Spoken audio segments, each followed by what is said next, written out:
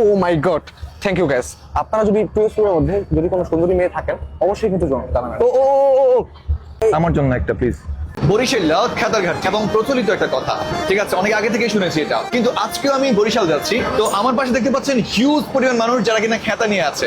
আমিও যাচ্ছি, আজকে যেহেতু আমি বরিশাল যাচ্ছি, আমি নিজেও এই জিনিসটা এক্সপ্লোর করি কিভাবে খেতা গায়ে দিয়ে বরিশাল যেতে হয়।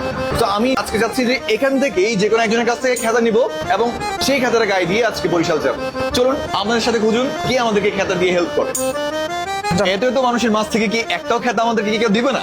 আমরা অনেক ধরে কথা খুঁজছি, বাট কেউ আমাদেরকে কথা দিতে রাজি হচ্ছে না। একজন সহৃদয় মানুষকে খুঁজবো এবং তার কাছ থেকে খেতা নেবো। ভাই, আপনার খেতাটা কি দেওয়া যায়? কষ্ট পাবেন না তো?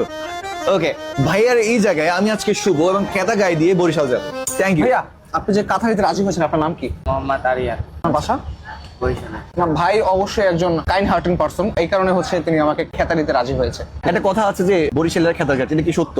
বরিশালের মানুষ সেটা তো কোনো সময় এটা বলবো না, যারা বরিশালের সৌন্দর্য দেখে বা ঐতিহ্য দেখে সবাই জল। আচ্ছা, কেন বলে এটা, কেন বলে? হইতে পারে আমরা মনে করেন যে যেখানে যাই খাতা বালি সব নিয়েই যাই। আচ্ছা, তার মানে বলে না এটা সত্য না? মানে কথাটা সত্য, তাই তো? জি। আচ্ছা, সত্য। কথা হচ্ছে কি, ভাই সত্য কথা বলছে, তাই থ্যাংক ইউ। ওকে প্লিজ খেতাটা দিয়ে please. আমাদেরকে হেল্প করুন। হেল্প করুন। হ্যাঁ, যে ভাই তার খেতাটা দিয়েছে, আমি এখন সেটা পরে একটু ঘুমাবো। ভাইয়া, এখানে কি ঘুমানো যাবে একটু? মানে অবশ্যই, থ্যাংক ইউ।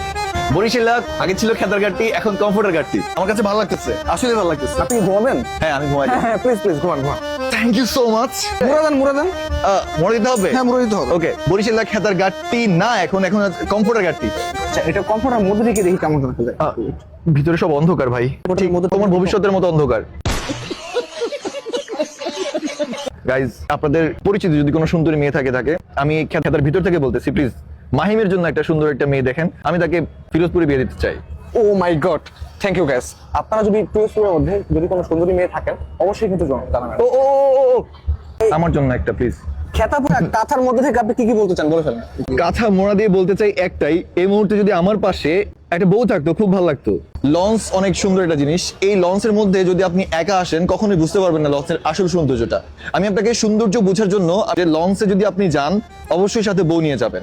আমরা দেখতে পাচ্ছি এখানে অনেকে ডেকে আছে, তাও তারা কিন্তু তাদের বউ নিয়ে সাথে আছে। লঞ্চ শুধুমাত্র যাতায়াতের জিনিস না, এটা ভালোবাসার জিনিস। এখানে আপনি বউ নিয়ে আসেন, অনেক ভালো ফিল বাট পাবেন। যাদের বউ নেই আমার মতো, তারা কি করবে? আপনি হাঁটবেন, আপনার ঘুমানোর দরকার না, আপনি খেতা বানানোর দরকার না, আপনি কিচ্ছু লাগবে না, আপনি খালি হাঁটবেন, দেখবেন আপনার জীবনে দেখে দেখে কাটবে। যেভাবে আমি দেখছি হ্যাঁ, আমার হ্যাঁ। দেখে দেখে কাটছে। হ্যাঁ হ্যাঁ, এইভাবেই কেটে যাবে।